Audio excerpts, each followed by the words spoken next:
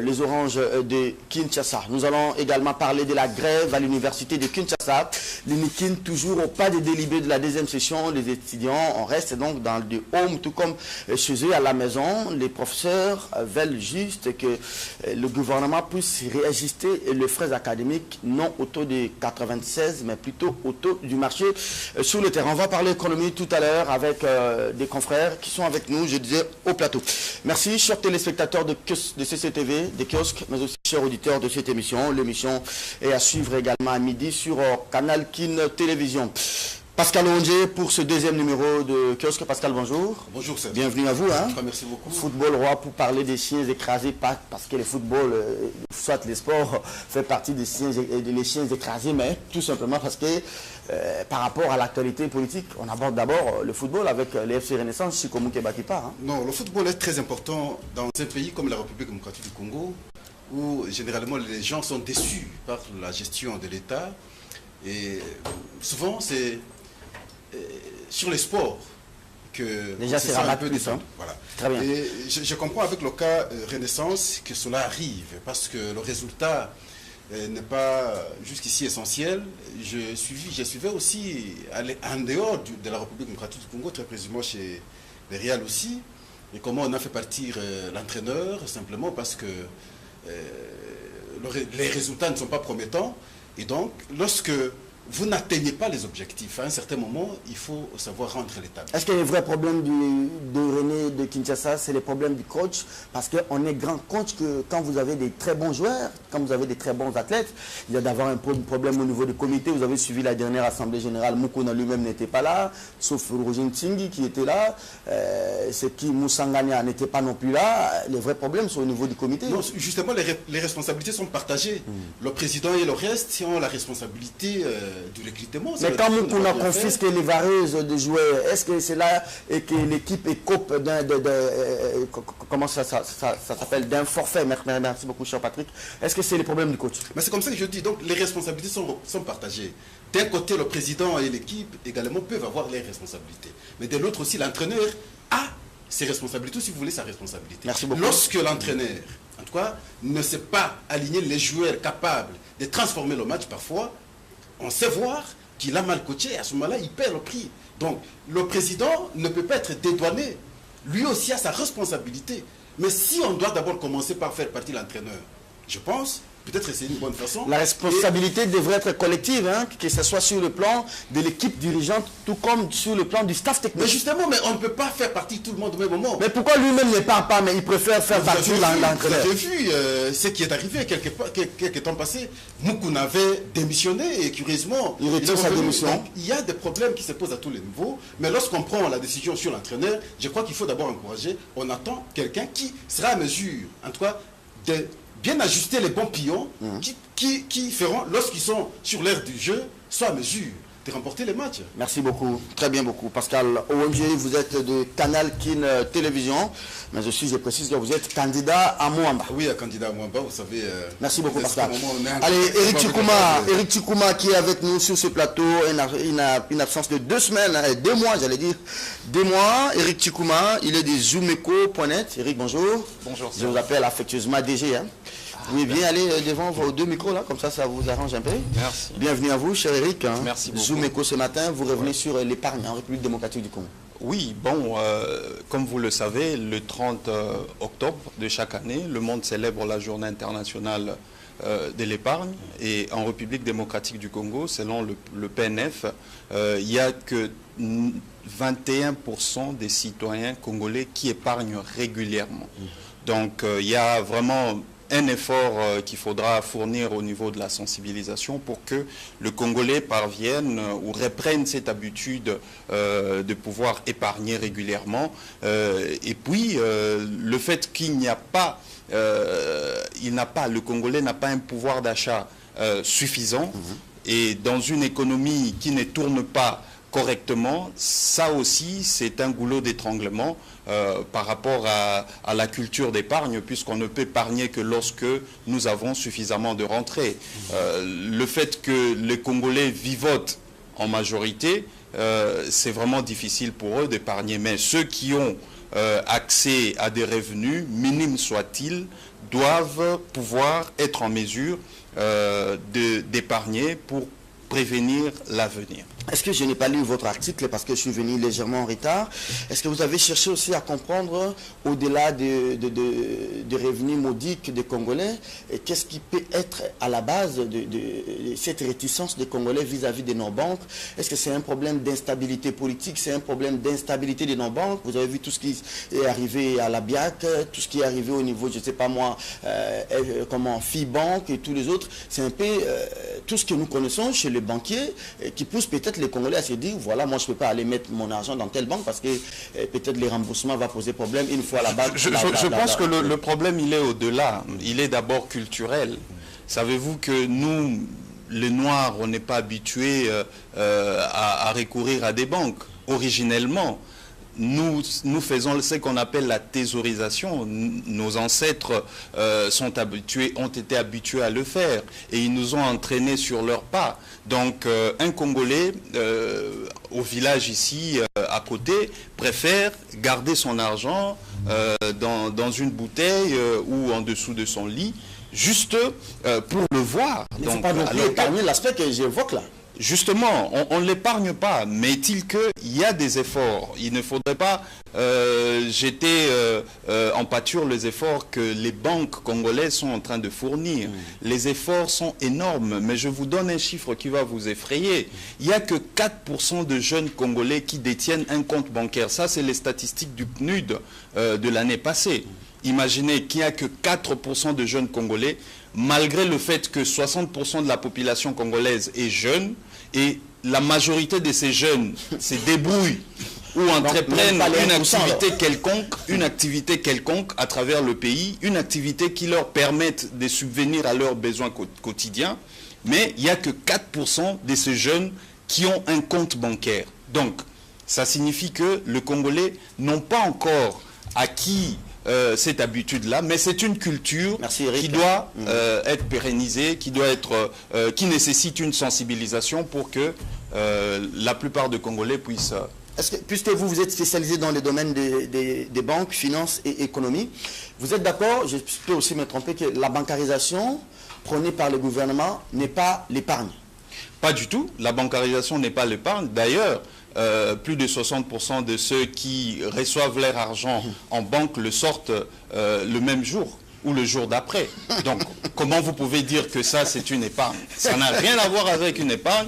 L'épargne, c'est lorsque on met de côté après avoir satisfait... Aussitôt, les SMS tombent sur le téléphone de Montiri, il est chez Equity Bank pour retirer. Justement, c'est ce qui se passe. Donc, plus de 60% de ceux qui sont bancarisés sortent leur argent de la banque après la paye le même jour ou le jour d'après. Eric Chikouma, sur ce plateau de kiosque pour parler économie, vous revenez aussi sur les indices de Mo Ibrahim sur la gouvernance en République démocratique du Congo. Justement, il y a aussi l'indice Mo Ibrahim pour la gouvernance en Afrique. Pour l'édition 2017, nous avons titré ce matin. La note de la RDC est très alarmante par rapport aux 2 années précédentes ou aux 5 années précédentes, simplement parce que elle est d'une accélération, disons, une détérioration accélérée. Et nous obtenons 32 points sur 100. Et ce qui est très alarmant pour la République démocratique du Congo. Détérioration accélérée? Justement, les climats des affaires, il y a l'incertitude politique qui plane. Depuis 2 années, imaginez que nous devrions aller aux élections, ça n'a pas encore été fait, et cela perturbe un peu. En plus de cela, la croissance économique que la République démocratique a connue n'a pas pu renverser la tendance de la pauvreté dans laquelle la majorité des citoyens congolais est plongée. Donc ça, ce sont des éléments que les analystes de l'indice Mo Ibrahim pour la gouvernance en Afrique ont mis ensemble pour évaluer des pays. il y a lieu de préciser que ce n'est pas seulement la RDC. Il y a même des pays qui sont catégorisés parmi le premier. Parce que nous, la République démocratique du Congo, on est 47e sur le 54 pays. Mais il y a aussi des pays qui sont 5e, 6e, 10e ou 7e qui ont connu le même problème de la gouvernance. Merci Donc, beaucoup, ce n'est pas un cas isolé. Et la République démocratique du Congo fait partie de l'ensemble de pays africains qui connaissent un problème de gouvernance d'après l'indice Mo Ibrahim. Quand vous me parlez de la gouvernance et vous parliez tout à l'heure de l'incertitude politique, franchement, je me dis, je donne raison à celui qui avait dit que faites-moi de la bonne politique et je vous ferai de la bonne économie. Hein. C'est exactement ça. Très bien. Patrick Eyalé, il y a sa première participation à C-Magazine, kiosque sur CCTV. Bonjour et bienvenue Patrick. Bonjour Serge. Très content de retrouver ton frère. Hein. Ouais. Vous êtes à votre première participation, même moi j'ai tant d'entendre, je vous suis chez Doux Jésus sur Presse. J'espère que ce n'est pas la première et la dernière. Vous avez le bonjour de Jésus Noël Chèque. Merci beaucoup. Allez Patrick, tout à l'heure on parlait Renaissance, entre Renaissance, l'économie et la banque. Vous choisissez quel sujet pour... Je préfère économiser mon temps pour parler de Renaissance. Ce sont des chiens écrasés. Mais j'aimerais glisser un mot... Attention, il ne faut pas que ces jargons journalistiques prêtent en confusion. On risque de vous traiter aussi demain de tout ce qu'on a... Non, tout justement, permettez-moi. J'aimerais glisser un mot sur ça. Ça a défrayé la toile. Ouais. Je ne connaissais pas l'expression, honnêtement. Avant qu'elle ne soit publiée par M. Kamitatou. Mais, après m'être documenté, loin des gens qui veulent défendre cette expression, elle est péjorative. Elle est offensante. Elle est désobligeante. Je n'exonère pas la réaction de M. Peter Kazadi. Mais l'étude de M. Olivier, qui n'est pas son premier forfait, est fort déplaisant.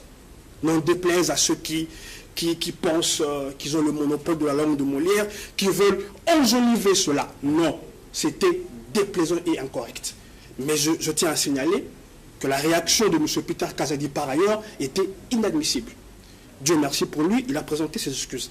J'aimerais parler des chiffres, puisque M. Eric, qui maîtrise, je profite de l'occasion pour lui dire toute l'admiration que j'ai pour lui dans cette matière. Merci. En fouillant, je suis tombé sur les budgets africains de l'année. Figurez-vous, le Congo est à la 50e position. Nous sommes juste devant l'Érythrée et le Sahara occidental, avec notre budget. Tout dernièrement, le DIRCAB a dit que le Congolais vivra mieux. J'étais content, parce que je fais partie de ces Congolais qui ne vivent pas mieux. Avec les prochains programmes des Chadari. Avec les prochains programmes. Mais quand était ma surprise d'entendre le candidat dire qu'il est dans la continuité. Je me suis dit, mais finalement, soit on veut améliorer les choses, soit on veut continuer. On veut continuer quoi? Être à la queue. Généralement, nous sort... Il y a un peu de contradiction entre les DIRCAB et les candidats. Flagrante. Le DIRCAB a été sincère, il a fait un bilan d'échec pour dire que maintenant, ils veulent que le Congolais vive mieux. Mais il faut commencer par s'excuser d'abord auprès des Congolais avant de solliciter un autre mandat. Non, moi j'ai félicité. C'est la réelle politique. L'attitude sincère du DIRCAB qui a fait des aveux pour nous faire voir que nous ne vivons pas mieux au Congo. Mais il a été tout de suite après tempéré par certains bons qui dit cap vers la continuité. Je reviens sur les chiffres.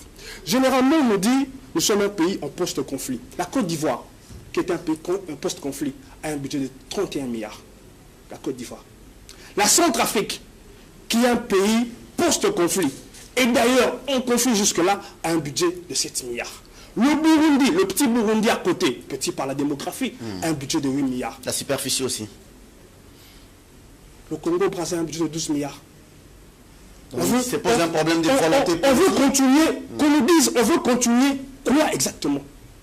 Merci beaucoup. Votre question de maire. C'était les mots de Patrick Eyalé qui est pour sa première participation à cette émission. Patrick, je vous fais l'honneur d'aborder les premiers thèmes de l'émission, mais d'abord les grands titres de journaux. Candidature commune, l'opposition congolaise est-elle devenue orpheline? Se demande Progrès Hebdo ce matin. Déploiement des kits électoraux. Le gouvernement tient parole en faveur de la commission électorale nationale indépendante. La manchette revient sur le processus électoral. RDC, au total, 18 aéronefs mis à la disposition de la Commission électorale nationale indépendante. Horizon 23 décembre, Tempête Forum ce matin. Plus de 6000 machines à voter arrivent mardi, donc aujourd'hui, à Dar es Salaam. RDC, la communauté turque célèbre le 95e anniversaire de la République. Patrick, je suis à vous. Je prends d'abord mes notes ici. On parle de près de 150 camions de marque Kamsa arrivés hier sur le boulevard du 30 juin. On parle d'un avion Hiroshima, des C-8, des Boeing C-125, 4 hélicoptères, 10 hélicoptères et 150 autres véhicules entendus du côté de Mombasa. Ça, c'est la réponse de la CENI, ou soit la réponse du gouvernement aux inquiétudes tant de la communauté internationale que d'une frange de l'opposition. Hein. Bon, j'ai vu comme tout le monde les camions, les aéronefs. Tant mieux si le gouvernement tient à ses engagements. Mais une question demeure. Une question jusque-là où je suis comme beaucoup de Congolais, sur ma soif. Vous permettrez, je ne sais pas si c'est une digression, sur la machine à voter. Ça fait partie du processus. Justement. Ça a échappé peut-être à beaucoup. En 2017, quand M. Nanga présente ses machines, M. Jérôme Bosso, qui est connu comme être expert en la matière. De l'AETA, je crois. De l'AETA. Voilà. En 2017, il a pris la parole pour féliciter M. Nanga de ce que ces outils nous font entrer dans l'ère du vote électronique. L'interview de M. Mbosso existe encore. M. Nanga a présenté ces machines comme machines à voter. Quelques instants après, quand les Britanniques ont fait leur évaluation, ils nous ont montré gentiment, sans vouloir faire voir à M. Nanga qui racontait des cracks, que cette machine n'était pas des imprimantes. M. Nanga est revenu sur sa parole pour dire que c'est des ordinateurs. Des ordinateurs, voilà. C'est pas tout. Les Britanniques ont sorti des recommandations 15 qui jusque-là n'ont pas été rencontrées par la CENI. Je vais épingler 3 d'entre elles. Rapidement. Il y a ces machines qui sont des ordinateurs reconnus par M. Nanga, ont la possibilité d'avoir Wi-Fi, carte SIM et port USB. Qu'est-ce que cela dire? Les Britanniques ont demandé d'élaguer cela. Pourquoi? Il faut boucher tout ça. Il faut boucher cela. Jusqu'aujourd'hui, on ne nous dit pas si c'est déjà fait. Mais le danger, c'est ce type où vous entendez dans les Occidentaux, dans les pays à grande démocratie, on parle des cyberattaques, on parle des hackers. Qu'est-ce que ça veut dire? Ces machines qui vont fonctionner avec Wi-Fi, donc avec Internet, peuvent être piratées, peuvent subir une cyberattaque. Ça veut dire, comme il y a Internet, quelqu'un peut avoir le Wi-Fi, à proximité d'1 kilomètre, il peut entrer sur le logiciel et faire planter les machines. On ne le dit pas suffisamment. Ça, c'est le premier aspect. Permettez-moi de rester, parce que c'est quand même assez grave. C'est pas pour rien que dans le monde, que par le monde, il n'y a qu'une dizaine de pays qui ont accepté de faire des élections avec de tels outils. Dernièrement en Belgique, dans la région de Bruxelles, ça posait problème. Tout récemment, à Texas, ça posait problème. Que M. Nanga nous dise, enfin, pour une fois pour toutes, est-ce que les recommandations données par les Britanniques vont-ils être suivies? Sinon, a-t-il des moyens de la cyberdéfense? A-t-il les moyens de sécuriser les attaques que peuvent subir ces machines par les hackers? Si les entreprises comme Facebook peuvent être piratées, je parle de Facebook, peuvent être piratées. Vous savez, avec un clé USB, on peut simplement introduire une clé USB dans l'une des machines, comme il travaille un réseau. Manipuler un peu les résultats. Ça peut faire planter même les machines. Donc on ne peut même pas parler des élections ce jour-là. Ça peut faire bugger toutes ces machines-là. Je ne comprends pas pourquoi les amis de l'opposition n'abondent pas dans ce sens pour montrer que M. Nanga est en train de préparer un braquage électoral.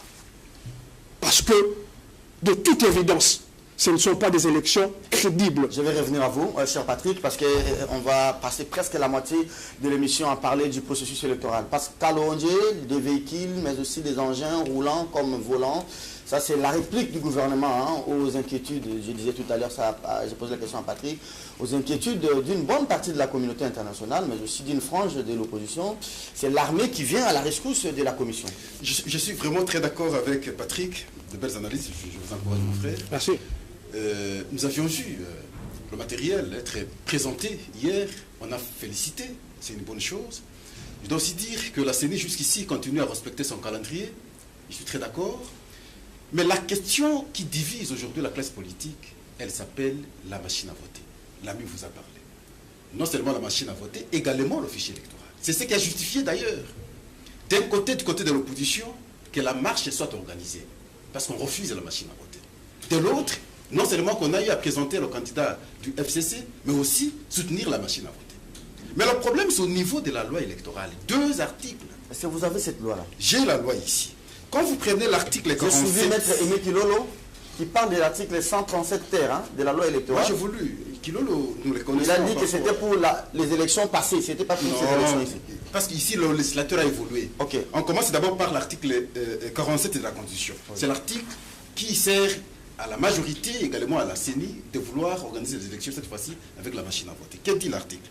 Le vote s'effectue soit au moyen d'un bulletin papier, soit par voie électronique. Parce qu'après... ça, c'est la loi électorale. Oui, c'est la loi électorale. Okay. Après l'expertise des Britanniques, on a fini par comprendre qu'il ne s'agissait pas simplement de simples imprimantes, il s'agit effectivement des ordinateurs. Patrick l'a dit, oui. Et maintenant, vous prenez l'article 237 terre, voilà, dont M. Kilolo, je ne sais pas qu'est-ce qu'il a dit. Il dit que c'était... Oui, article 237 terre. Le mode de vote électronique ne peut être appliqué pour les élections en cours. Ici, vous allez comprendre qu'on est parti de l'article 47 et le législateur a évolué.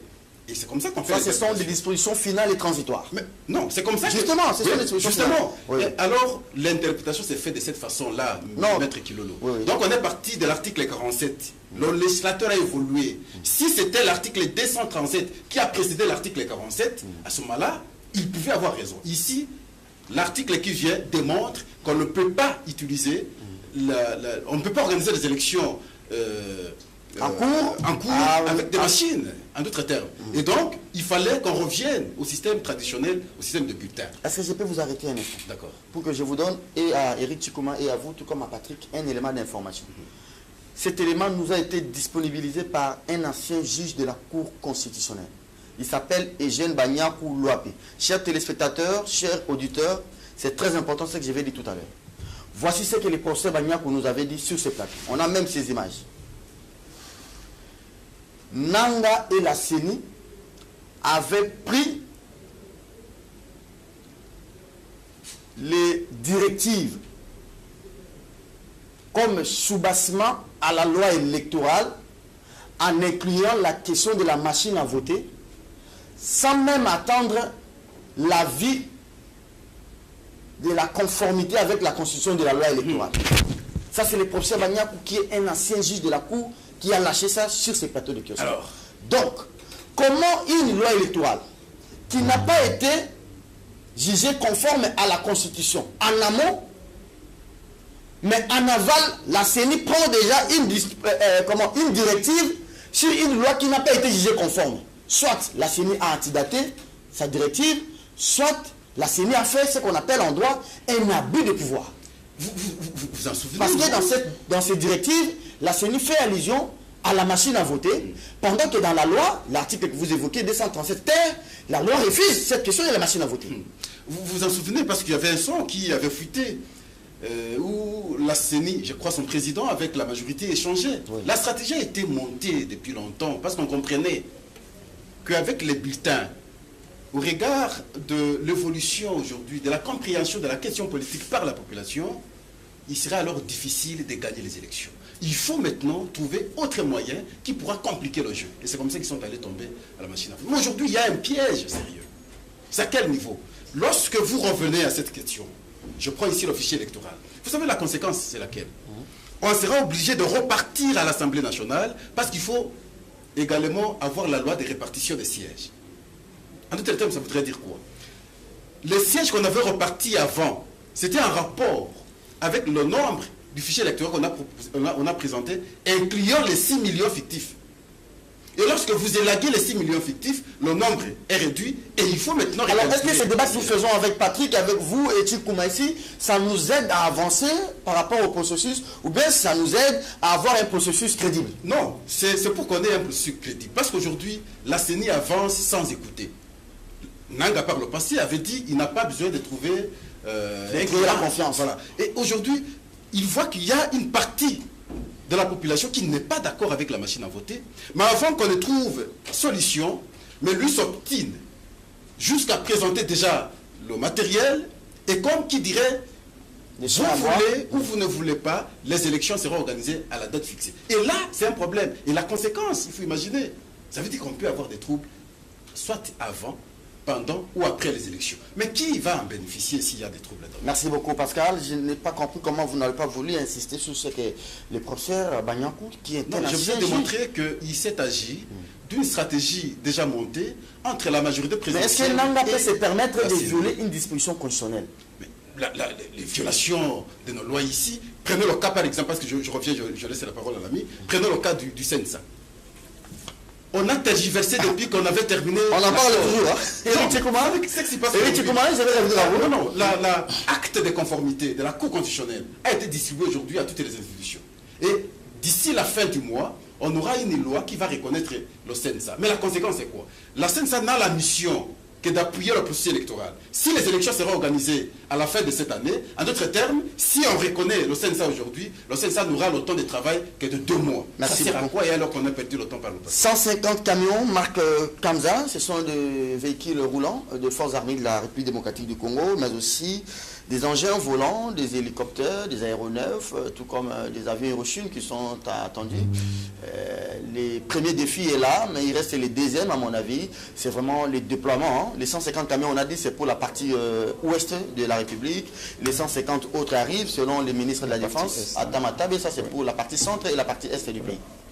Justement, je pense que côté engagement, le gouvernement de la République est en train de le respecter pour que la CENI puisse avoir tout le moyen nécessaire afin de pouvoir organiser les élections au 23 décembre. Côté financement, je pense que le gouvernement a déjà atteint ou est en train de frôler le 80% du budget de 432 millions de dollars. Et cela a permis notamment à la Commission électorale nationale indépendante de passer la commande pour les machines à voter, de passer la commande pour toute la quincaillerie électorale, ainsi de suite, qui sont, au moment où nous parlons, en train d'être acheminées vers la République démocratique du Congo. Nous avons suivi par des différents ports, justement, et aéroports. Je pense que nous avons suivi dernièrement le président de la CENI qui est allé à Matadi, dans le Congo central, pour faire la réception du premier lot. Et aujourd'hui, côté ouest, toutes les machines à voter qui devraient venir par Matadi sont déjà ici en République démocratique du Congo. Donc aujourd'hui, au moment où nous parlons, à Dar es Salaam, il y a une autre réception qui se fera pour que ça puisse couvrir la partie Est et Centre. Donc le gouvernement est en train de respecter ses engagements. En tout cas, là, il faut le reconnaître. Et puis, la Commission électorale indépendante n'a plus de raison de ne pas organiser des élections. À part le fait que, comme mes co-débatteurs ont dit tout à l'heure, le fait que la machine à voter crée une dissension au sein de la classe politique. Mais souvenez-vous, cette question a été débattue au niveau la rencontre entre la CENI le dialogue ici au niveau de la Senco. Ça a même fait l'objet de beaucoup de débats au niveau, ils sont même allés jusqu'aux arrangements particuliers. Donc, les acteurs politiques ne se sont pas mis d'accord sur une question en interne et ils ont reporté leur débat sur la place publique pour impliquer la population dans tout ça. Regardez, aujourd'hui, la population veut aller aux élections. Mais le vrai problème de la machine à voter, c'est quoi? s'il faut aider à ce que nous puissions avancer dans le débat. Moi, je vais faire des propositions. Très bien. Il faudrait qu'on aille vers un débat constructif. Allons dans les faits. Aujourd'hui, le problème, le refus de la machine à voter, c'est quoi? La tricherie. N'est-ce pas? C'est cela. Il y a une frange de l'opposition. Même, la légalité aussi, les soubassements oui, légaux. Même le soubassement. Bon, le soubassement légal, vous pouvez dire, d'accord. Je pense qu'au niveau du dialogue de la SENCO, il a été recommandé à la CENI. C'est eux les acteurs politiques. Ils l'ont signé. Ils ne doivent pas s'en dédouaner pour nous prendre, nous, la population, comme leur mouton de panurge, tout ça. Donc, eux-mêmes, ils ont recommandé à la CENI de trouver une solution qui puisse alléger le processus, puisse rationaliser les ressources, afin que nous puissions aller aux élections dans le délai. Mais c'est eux-mêmes aujourd'hui qui se dédisent. Alors, ils prennent la population pour des moutons ou quoi? Ça, c'est un problème. Je reviens pour dire, même si ils ont commencé par ils ont proposé une procédé qui n'était pas légale, mais par la suite, ils l'ont légalisé. Mais aujourd'hui, le débat, pour dire que c'est un instrument électronique, semi-électronique ou quoi, là, il faut nous mettre en dehors de ces débats techniques. Le vrai problème aujourd'hui, pour les opposants du régime en place, c'est qu'ils ne veulent pas aller aux élections avec la machine à voter sous prétexte que la machine à voter a été programmée pour un candidat autre que le leur. C'est ça le problème. Alors comment contourner la tricherie? Alors c'est une vigilance. Les opposants, moi, à leur place, j'aurais engagé ou amorcé une opération de vigilance tout azimut sur le processus électoral. C'est-à-dire, non, ils ont les moyens. Écoutez d'abord ma proposition. C'est-à-dire que les opposants au régime en place qui ne veulent pas de la machine à voter devraient s'organiser. Tout autant qu'ils s'organisent aujourd'hui pour le candidat commun, ils devraient s'organiser. Voilà. Serge, toi tu es très fort côté ouest, occupe-toi des témoins de l'ouest, l'autre va s'occuper de l'est, du centre, ainsi de suite. Vous déployez le témoin dans tous les 84 000 ou 90 000 bureaux de vote qui sont répartis à travers le pays. On chasse aussi parfois des témoins dans les bureaux de vote. Hein. Non. Ici. Mais c'est témoins de certains partis qui sont pleins. Il faut d'abord commencer par le faire accréditer. Ensuite, vous veillez sur eux. Créer une centrale électorale. Pourquoi ceux de la majorité, je pense il y a 1 année ou 2 ans, ils ont même mis en place leur centrale électorale? Pourquoi les opposants? Moi, sincèrement, je peux le dire, ces opposants devraient faire mieux. Et jusqu'à preuve du contraire, je suis convaincu qu'ils peuvent faire mieux, qu'ils arrêtent, et eux, et ceux du pouvoir, d'embarquer la population dans leur bêtise, s'il faut le dire comme ça. Est-ce que le déploiement sera facile, cher Eric, maintenant que les matériaux roulants et volants arrivent? Le deuxième, je crois, à mon avis, défi, c'est maintenant le déploiement de tous ces... Oui, le déploiement va se faire. Je pense que la CENI est dans le calendrier. Il est dans le temps. La CENI est dans le temps. Je pense que le déploiement qui va se faire dans le temps. De sorte que au 23 décembre, que tout soit en place. Très bien. Je pense que la CENI a un chronogramme et... par rapport aux opérations, aux différentes opérations à mener, elle est même en avance. Il y a une précision à apporter.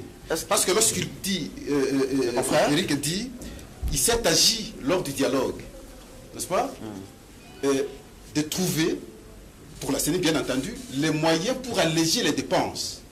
Mais il y a quelque chose qui cloche, parce que la loi électorale a été votée après le dialogue. La loi électorale, c'est... en 2017 et le dialogue c'est en 2016, décembre 31 2016. Et donc après qu'ils aient trouvé cette solution, comme vous l'aviez dit, lors du dialogue, la CENI est allée élaborer un projet qui a été envoyé au gouvernement, la loi électorale, et finalement voté au Parlement, promulgué par le chef de l'État.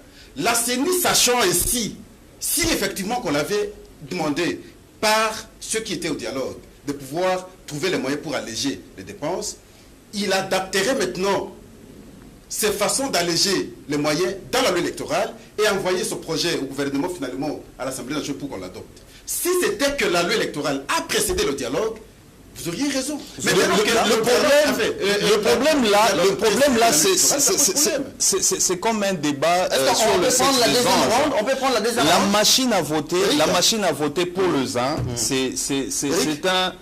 Excusez-moi, nous prenons le deuxième round du débat, mais comme le débat a commencé à droite jusqu'à gauche, je rentre maintenant de gauche jusqu'à la droite. Je n'ai pas pris mon deuxième tour de parole sur ce Oui, sujet. c'est tout le monde qui va prendre le deuxième tour de parole. Je prends les éléments de Patrick tout à l'heure que je trouve pertinents autant que ceux de ces deux co-débatteurs. Après, parce que les experts britanniques n'ont pas, comment on dit, certifié la machine à voter.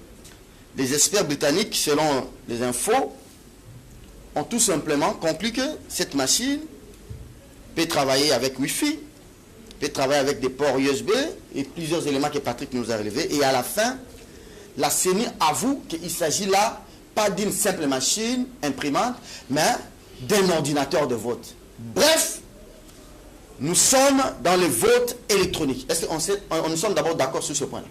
Patrick, moi je ne suis pas d'accord que c'est un vote électronique. Non, quand la CENI elle-même dit que ce n'est plus une simple, comment on dit, imprimante, mais c'est maintenant un ordinateur de vote. Peu importe l'outil. Oui, c'est pourquoi j'ai dit que nous sommes d'accord. Je ne suis pas d'accord. Peu importe l'outil qu'on utilise, oui. Quand même, nous utilisons tous des ordinateurs ici. Voilà. Peu importe l'outil. Même nos téléphones là sont des micros. Justement. Vous n'allez pas dire que, bon, moi je n'utilise pas l'ordinateur. Moi j'ai mon téléphone ici. Il y a une suite dans ma question là. C'est une première partie. Voilà. Je réponds. Est-ce que nous pouvons d'abord nous mettre d'accord que la CENI, en avouant après l'audit, je ne pense pas que c'est un ordinateur, c'est Nanga lui-même qui a avoué. Est-ce qu'on peut d'abord se mettre d'accord que nous sommes dans un vote électronique, virgule. Alors, que dit l'article 237 terre par rapport au vote électronique? J'aimerais juste que nous puissions arriver là. Cher ami, je pense que nous ne devons pas dire de choses qui ne sont pas vraies. Nous voyageons à travers le monde. On assiste aussi à des opérations électorales d'autres pays. Le vote électronique. Dans un vote électronique, on n'a pas un bulletin de vote. Dans un vote électronique, on n'utilise pas un bulletin de vote. On n'utilise pas, s'il vous plaît, on n'utilise pas des urnes. Dans un vote électronique, même dans les assemblées, en France, aux États-Unis, le système que tous les présidents de l'Assemblée nationale ici au Congo n'ont pas pu installer dans l'hémicycle, il y a des votes électroniques. On vote par empreinte. Très bien, merci. C'est le digital. On vote, on dit par exemple, je viens voter pour Serge Kabongo, je regarde sur l'ordinateur là, il y a un écran, je vote, et puis c'est fini. Maintenant, on nous donne non, il y a l'écran tactile. Là, nous votons. Les bulletins que nous utilisons dans la machine ne portent pas les photos de nos candidats. Les photos de nos candidats se trouvent dans la partie du coin. Oui, le bulletin est vierge. Le bulletin est vierge. Je ne sais pas si vous avez suivi. S'il vous plaît. Oui. J'ai aussi testé la machine à voter. Avec vous. Le bulletin est vierge. Le bulletin vient vierge. Voilà. Mais c'est sur ces bulletins-là qu'on imprime le suffrage. C'est-à-dire, en appuyant sur le justement. Voilà. Mais ce n'est pas ça le vote électronique. Merci beaucoup, Eric Tchikouma. Cher frère, est-ce qu'on peut d'abord se mettre d'accord sur la question que j'ai posée à Eric tout à l'heure? On nous a dit que ce n'était pas la machine à voter, c'était une sorte d'imprimante. 8 mois plus tard, après l'audit, on vous dit que, excusez-nous, c'est la machine, c'est l'ordinateur. Le directeur du cabinet du président de la République passe, après avoir été reçu par les membres de la délégation du Conseil de sécurité, il dit que cette machine à voter n'est pas légale. Maintenant que Nanga lui-même, Amatadi vous dit qu'il s'agit d'un ordinateur. Alors, qu'est-ce que nous faisons? Des aveux de Nanga et de l'article, Pascal, 237 terre de la loi électorale. Merci Serge, je suis en retard de temps de parole. Allez-y. En 1952, il s'est passé un phénomène aux États-Unis, décrié par la NASA comme OVNI, objet volant non identifié. Nanga vient rééditer l'exploit en 2018. Ces machines, je vais vous donner la vraie appellation. Ce sont des OVNI, outils de vote non identifiés. Oh. Oui. de vote non identifié. Je facilite la tâche en langue. Non, ce n'est ni machine à voter, ni machine à voter, ni imprimante, ni vote matérialisé. Il se balbutie pour rien. Il se part en conjecture pour rien. Je l'aide et c'est gratuit. Ce sont des ovnis, des outils de vote non identifiés. Je reviens sur ce qu'Éric a dit. Rationaliser, oui. Il est spécialiste dans les chiffres. Il ne suffit pas de le dire. Il faut que Nanga nous dise aujourd'hui. On a économisé combien? Cette machine, la machine à vote, n'a pas besoin. Environ 150 millions de dollars. Que Nanga, tout justement, Eric. Serge, 150 millions, oui. Si vous 150 millions. Ok, on peut noter 150 millions. Environ 150 millions, oui. On peut aller calmement sur ces chiffres qu'on avance. Je dirais que ce sont des poudres de perlimpapa. Qu'ils nous disent comparativement, qu'on nous fasse une simulation.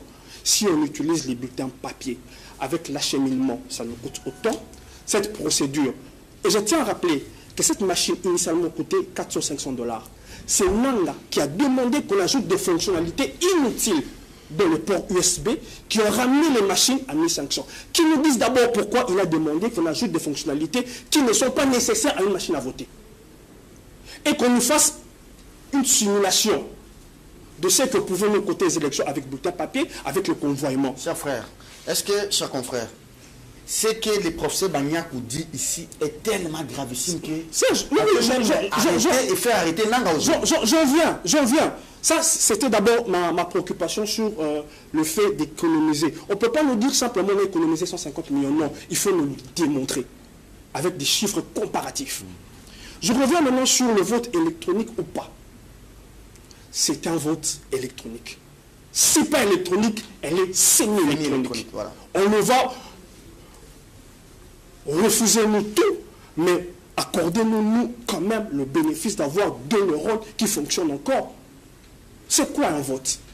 C'est un tout. Et dans ce tout, il y a le moyen qu'on met en place pour voter. Et ce moyen-là, c'est fait par l'écran tactile. Dans le tout du vote, cette partie-là, quand je fais le choix en cliquant, je perds mon choix électroniquement. Voilà. Qu'est-ce qu'on veut nous dire? C'est pas que vous avez vu la photo de votre candidat et vous cochez comme on a fait en 2006. Vous cochez. Parce que le vote est un tout, c'est un process. Et dans ce process-là, Nanga a choisi de nous amener des ovnis. Que nous l'appelle objet et vote. Oui. Maintenant, ça nous avance ou bien ça nous recule comme Eric l'a dit.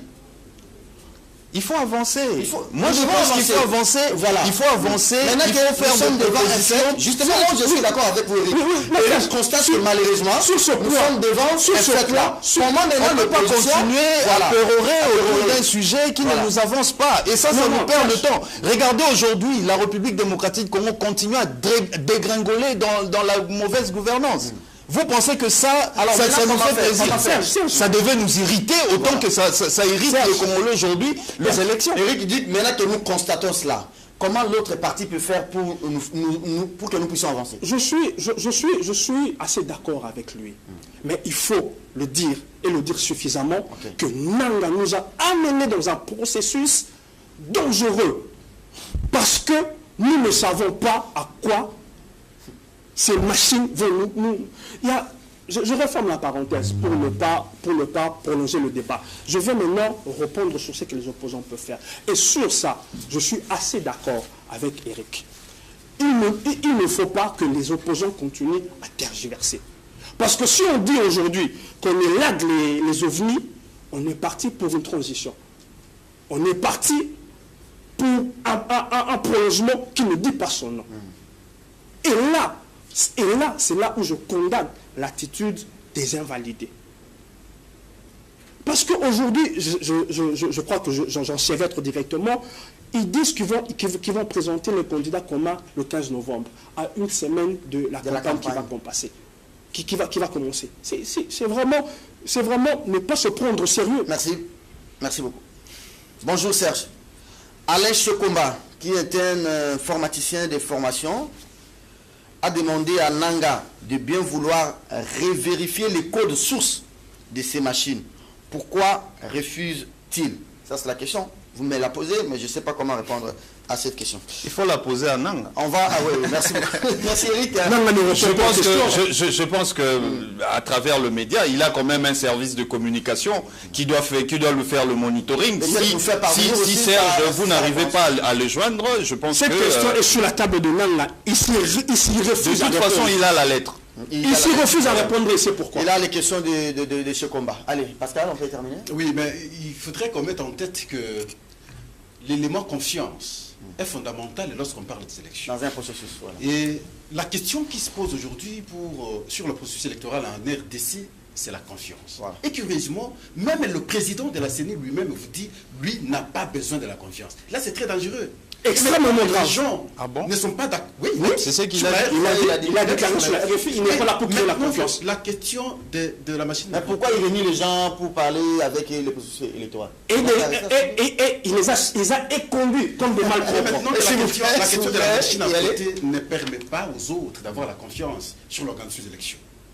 Il faut réfléchir comment ramener tout le monde à la raison. Et c'est la démarche que Nanga ne fait pas. Ce n'est pas que les gens ne veulent pas les élections. Même si on veut les élections, nous devons aussi respecter nos textes. J'ai aimé la démonstration de Patrick, mais il a démontré. Depuis quand, et avec vous, sur cette question électorale, les tergiversations de Nanga, comment il a évolué en changeant les arguments. Non, vous comprenez qu'il y avait un plan de tricherie. Il y avait une certaine complicité. Lorsque même vous dites, lorsque je prends la position par exemple du professeur Banyakou, mais on ira où? Vous irez accuser Nanga où? À la Cour constitutionnelle? Et alors que vous savez... Au Conseil d'État. Alors que vous savez, il s'est agi, ici où il s'agit bien entendu d'une complicité entre d'un côté la majorité présidentielle et de l'autre le président de la CENI. Il suffit d'observer le comportement. Tout ce que la CENI fait, toujours appuyé par la majorité. Vous pouvez expliquer ça? Merci Pascal, on a épousé donc ici, alors je préciser. Tant qu'il n'y aura pas la confiance, c'est difficile qu'on ait les élections qui seront... C'est un élément capital. Hein? Et donc il faut commencer par là. Madame, Messieurs, l'émission d'aujourd'hui est terminée. On parlait du processus électoral. On a eu le temps de revenir un peu sur les indices de Mont Ibrahim, sur la gouvernance en Afrique et en République démocratique du Congo. J'avais ce réel plaisir de vous conduire et présenter ces magazines kiosques sur CCTV avec Patrick Eyalé, Pascal Onge, Eric Chikouma. Eric, vous allez terminer l'émission. Patrick, je suis à vous pour parler de la grève. En une minute. Rassurez-moi que vous allez respecter le timing. En une minute. Regardez, la rentrée académique à Ili, ça fait déjà 2 semaines. À l'UNIKIN, tout comme à l'IFASIC et dans d'autres universités, on n'a même pas encore délibéré la deuxième session. Vous avez suivi tout ce qui s'est passé la fin de l'année académique dernière. Il y a eu d'abord les manifestations des étudiants qui réclamaient qu'on paye au taux de 96, comme l'exigeait l'État congolais, et les professeurs qui n'en voulaient pas. Il s'est dégagé un gap maintenant que les professeurs ne veulent plus délibérer les étudiants. La rentrée, il y a 2 semaines, ça va jouer sur... Merci Serge. Vous allez souffrir que je réponde à ma pensée. Le ministre de tutelle a déclaré, concernant la manifestation du samedi, qu'il était logique et normal que l'on distribuât de l'argent aux manifestants. Incandescent. Indigne pour un ministre de déclarer de telles choses. Steve Mikaï. Alors qu'ailleurs, aux États-Unis, les gens cotisent et remettent les fonds de campagne. Qu'est-ce à dire? Si vos militants sont incapables de payer le transport, il faut en tirer les conséquences. Il faut en tirer les conséquences. Donc vous avez des militants qui sont incapables de payer un ticket de transport 500 francs. C'est-à-dire votre gouvernance, elle n'est pas bonne. Et vous voulez continuer. Vous voulez continuer quoi? Alors, qu'est-ce que les ministres attendent? Que les étudiants manifestent encore pour résoudre ce problème des professeurs? Non, le ministre... 2 semaines après la rentrée, on ne délibère toujours pas. Sûrement qu'il comprend beaucoup de choses. Parce que vous en souvenez, je suis parmi les gens qui le recevaient trop quand il était opposant. Je le connais parfaitement. Sa nouvelle classe politique et sociale, là, elle en est où? Je suis l'initiateur. Et je vois comment, à l'époque, ils partaient même au campus. Et aujourd'hui, ce qu'ils faisaient lorsqu'ils étaient à l'opposition, ils commencent à interdire les autres de le faire parce qu'il est au pouvoir. Vous donnez raison à Eric Tchoukouma. Ils allaient les mêmes politiques, les instruments. Il est de gauche, il dit autre chose, de droite, il change. Ça fait mal parce que moi, je suis produit de l'université de Kinshasa et qu'aujourd'hui, les étudiants ont terminé leur session et ils ne savent pas être délibérés. Et ce n'est pas normal, et pourtant l'année devrait déjà commencer. Le retard commence par là. La substance de la question, c'est à quel niveau? C'est au niveau de la mégestion. Tout est parti de la mégestion. Pourquoi on ne peut pas payer un fonctionnaire de l'État à un taux normal, convenable, pour qu'il vive aussi normalement avec ses enfants? Mais l'État voulait faire la politique de l'Autriche en ayant peur devant les étudiants, de dire aux étudiants, non, vous payez au taux de 96, pendant que l'État lui-même sait que les taux sur le marché, c'est pas 95, mais l'État a voulu répondre aux préoccupations des étudiants qui avaient peur. L'État préjudicie maintenant les professeurs. Ah, maintenant, parce que, vous savez, la conséquence dans tout ça, c'est quoi? L'enseignement n'est plus bien donné.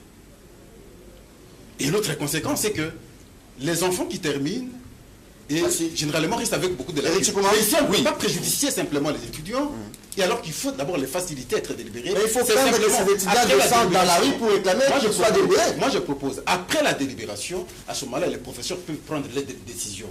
Il faut terminer d'abord l'année académique. L'année académique, et l'ouverture d'une nouvelle année peut poser problème. Oui, je termine en disant ceci. J'ai compris la préoccupation des uns et des autres.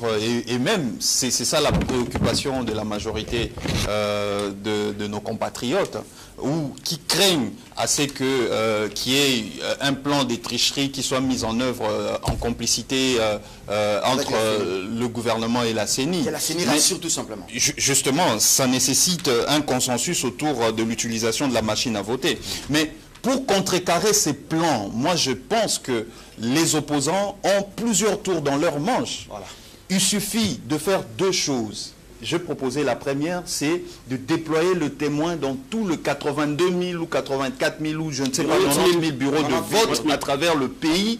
Et ils ont cette capacité de mobiliser. Autant qu'ils mobilisent à travers le pays des militants, autant ils peuvent même prendre des bénévoles. Moi, je peux même être bénévole s'il m'est demandé de le faire. Donc, je suis convaincu qu'ils ont cette capacité de faire, de mobiliser et de déployer le témoin dans tous les bureaux de vote à travers le pays. Parce qu'ils disent qu'ils sont populaires. Deuxième chose, oui, justement, deuxième chose, c'est de pouvoir demander, coacher les témoins de sorte qu'ils puissent récolter 90 000 PV, procès-verbaux de scrutin. Lorsque les scrutins seront clôturés, dans chaque bureau de vote, tous les témoins auront droit à un PV, une copie du PV. Et ces PV-là vont servir pour le contentieux électoral. Donc, les deux choses, pour y parvenir, je pense que les opposants ont l'obligation. Et ça, c'est une obligation. Parce qu'ils sont là, ils parlent au nom du peuple. Ils sont obligés à se mettre d'accord. Ils se disent d'ailleurs populaires. Ils sont populaires, ils se disent populaires. Donc, justement, démontre leur popularité en tout qui ne compte pas sur l'Église catholique. L'Église catholique va former les observateurs. Les observateurs ne sont pas des témoins. Ça sera des recommandations. Justement. Merci beaucoup, Eric. Pour terminer, ça leur exige cet engagement. Et cet engagement va faire en sorte qu'ils puissent détenir de pièces à conviction qui vont brandir au cas où il criait à un hold-up au lendemain du scrutin. L'émission d'aujourd'hui est terminée. Très belle. La Cour constitutionnelle. Très belle proposition. Vous voyez, allez, merci Pascal. Merci au Kenya, nous avons été surpris par l'exemple du Kenya. Avec les pièces à conviction, vous ne savez pas comment ça peut passer. L'émission est terminée. 9h30 demain. Eric. Merci. Au revoir. Merci beaucoup. Et à demain. Merci.